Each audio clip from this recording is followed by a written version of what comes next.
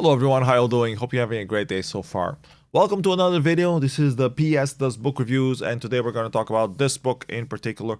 Jesper Juul, Too Much Fun, The 5 Lives of the Commodore 64 Computer. A book that was released at MIT Press in 2024, so just last year, very recent off the press. And it's pretty good. It's my first impression reading it. Very, very good. I got a very pleasant impression out of it. So a couple months ago, when it was almost coming out, I got an email from Jesper letting me know that it's coming out if I wanted to mention it on my demo scene report. Yeah, it made all sense to mention it. And I also asked him for a copy so that I could do a review of it of some sort. He sent me the copy. I've been reading it on the last few weeks, and yeah, it's a very, very good book. It finds the very good middle ground between the academic and the non-academic side. Although Jesper Juul is a professor and he has written plenty of books before. Usually when I read this sort of books in an academic perspective, they start becoming very boring because they have too much information that they want to give out. It's loaded with references instead of telling you a story of some sort. So it becomes quite boring, at least for me. This one doesn't do that. This one does stick with a plan and a storyline, but it also tells it in a way that it's not boring to read. You actually engage with it and want to read more, and there's references to every single thing that is mentioned there, so it still has very strong, and I would guess the main purpose is an academic purpose behind it, but it reads almost as a story on a personal level as well, and it makes sense because Jesper was actually, his first computer was a Commodore 64. He visited one of the first demo scene events, or self-called demo scene events, trying to distance themselves from the piracy copy parties, which is one of the things that he mentions here. But at the same time, he doesn't fall into the pit that a lot of writers usually do when they start talking about historic stuff. They tell their perspective only.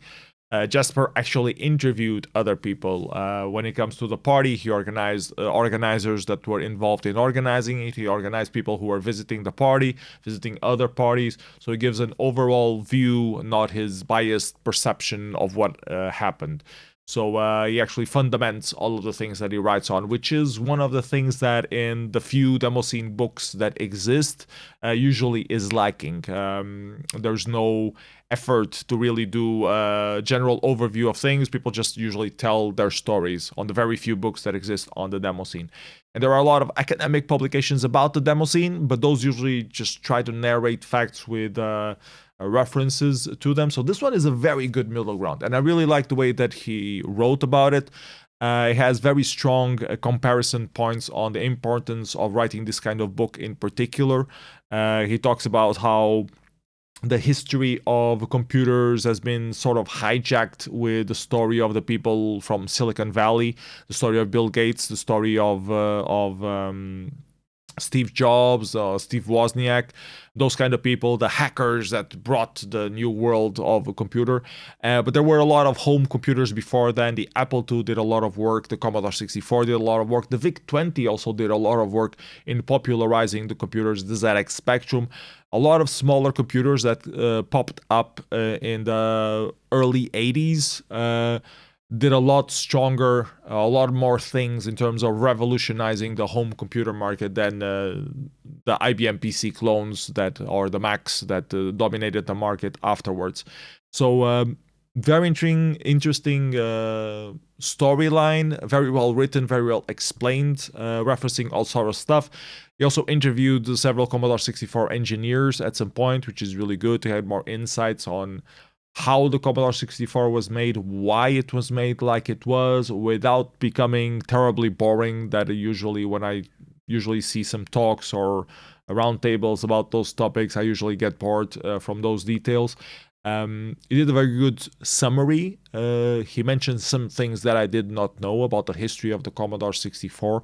Some things I already knew because I've been around in demo scene for quite a while, but like the whole origin of why they used the VIC-2, why they created the SID, why the SID was limited but at the same time scarce, the fact that they got their own chip manufacturers and that led to not many clones of the Commodore 64 existing because they dominated the production of the chips that were used on the Commodore 64 itself, in opposition to other computers. Like the ZX Spectrum was cloned like hell because it was a lot easier to use off-the-shelf components to create those kind of machines and making similar machines like those. So the Commodore 64 was a lot more specific in that.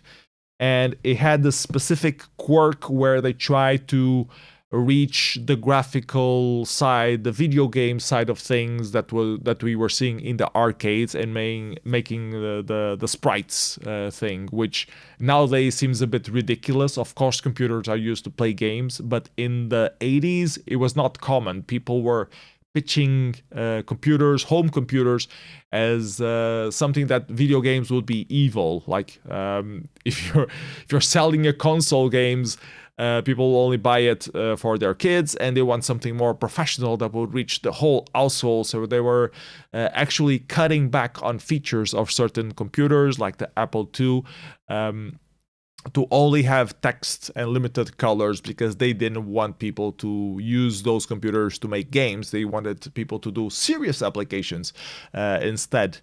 So yeah, the market ended up proving that video games are a lot more profitable. The Commodore 64 is a very successful story on that front. The ZX Spectrum is also a very successful story in that front. In a way, video games made home computers what they are, or what they became, the importance that they had. They put computer every single place. And at the same time, by having BASIC available, they opened the imaginary of what people can do, and young people using the computer could do. And it actually drove a lot. It's one of the recurring themes that's talked a lot whenever I visit the ZX Museum, the ZX Spectrum Museum here in Portugal. They always talk about this, like the fact that everyone had a computer with BASIC ready to run, and that you had to actually type a command to get the game loading. It made you want to learn about how the computer worked. And that ended up bringing you this interest in informatics and computers, that you would later have this bug behind you that would make you want to join, informatics and be part of the IT community. So a lot of people who are in IT was because they had a home computer that they could tinker in or tinker on when they were young.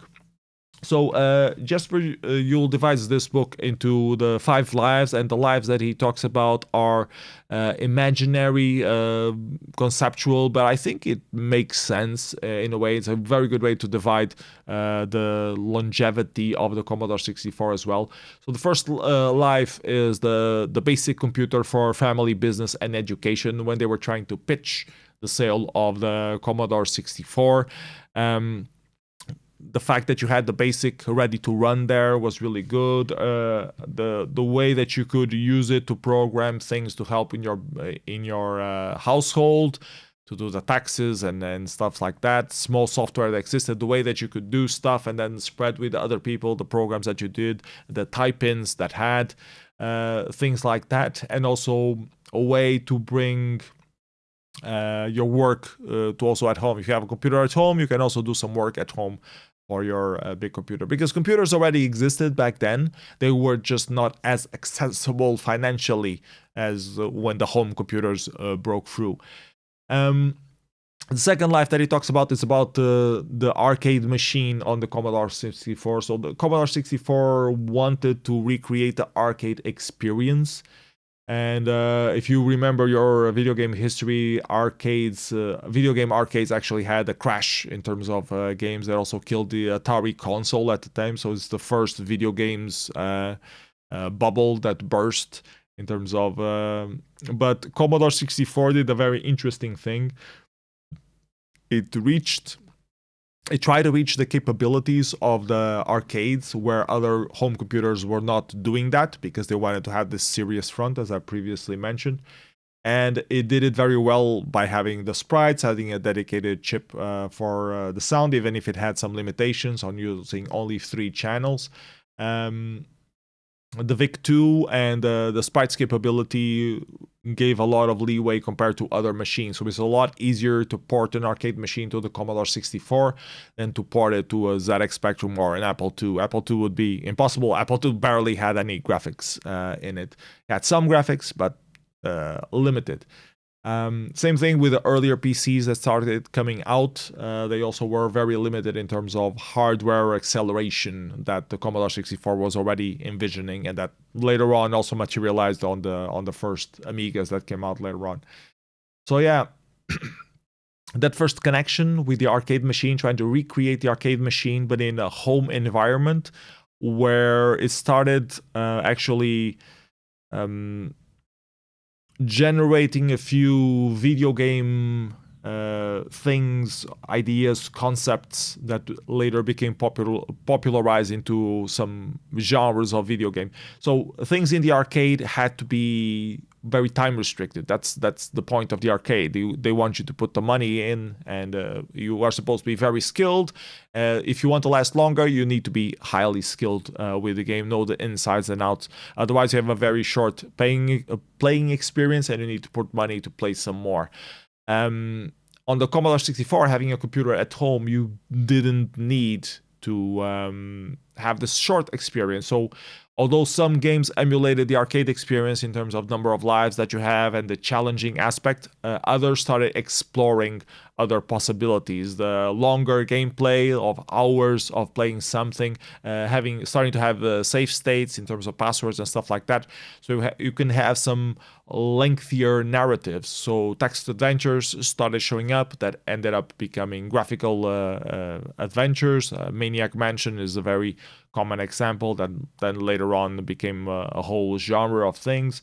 The first shooters also started coming up. The first 3D things that the Commodore 64 doesn't really have much hardware to support 3D stuff, but we already started seeing. Elite was one of the very highly mentioned games as well that started showing what you could do.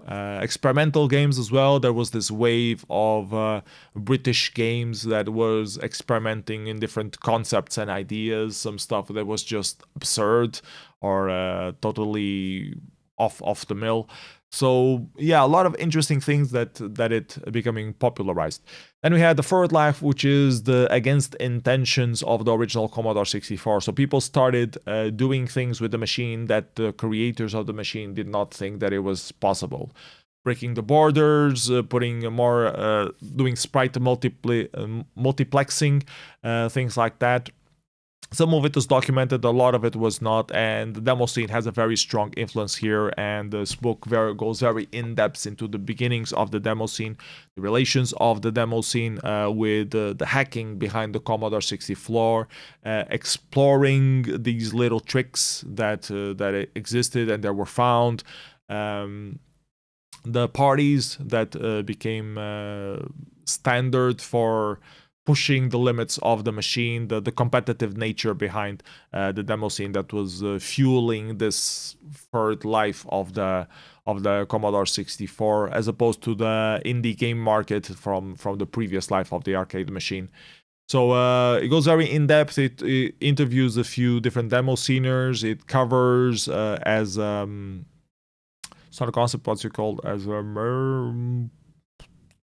As an example, it covers the Dominators Upfront Trilogy party, showing some party reports, party invitations, interviewing some of the organizers from the Dominators Upfront Trilogy party, some people who actually attended the party as well, and comparing that party to other parties before and after. Because this party, Dominators Upfront Trilogy, apparently was the first party that was coined as a demo party.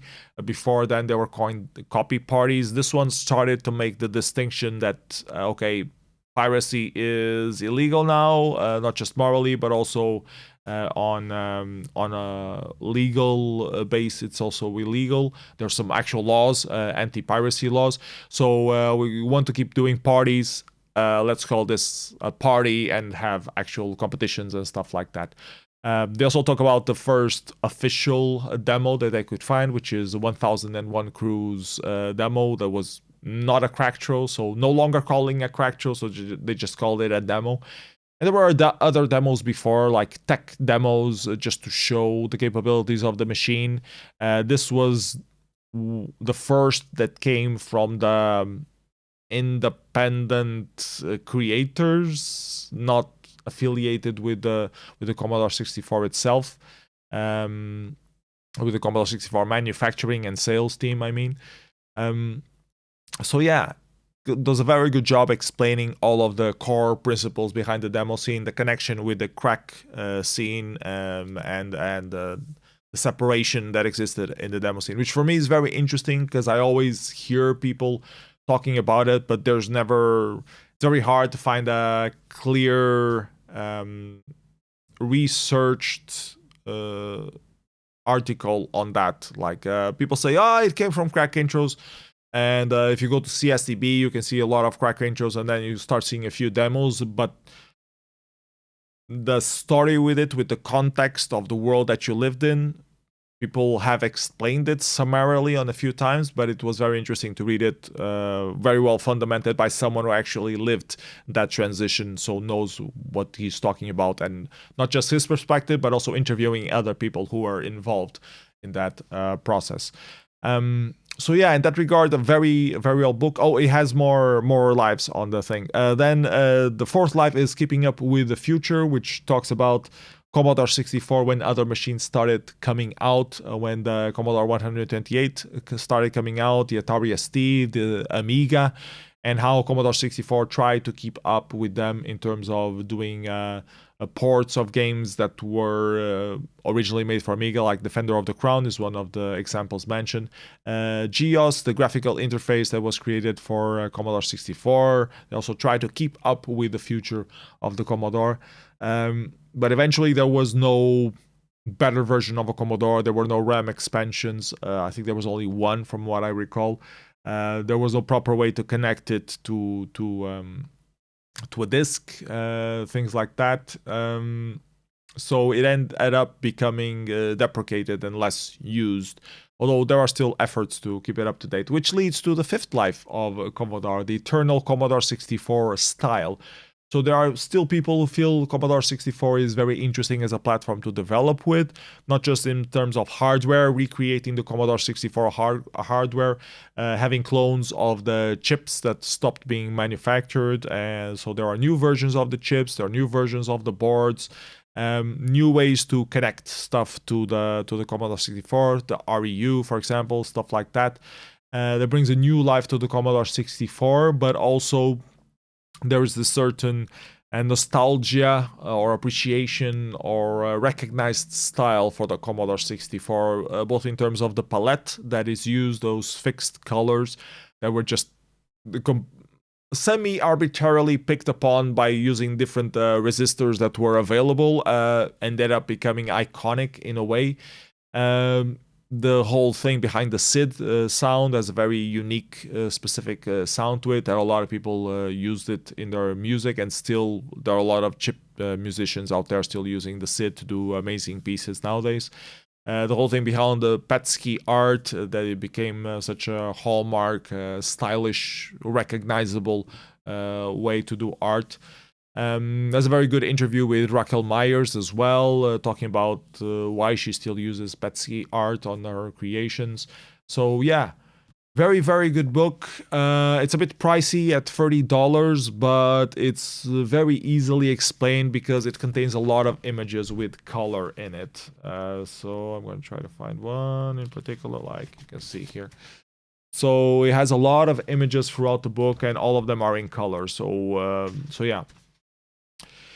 Also has some comparative graphics on the different things that were released, both a geographic representation of where the Commodore 64 was more available or sold more or was more used, and also comparing with other computers at the time, home computers, the Atari, the Apple II, the ZX Spectrum, etc.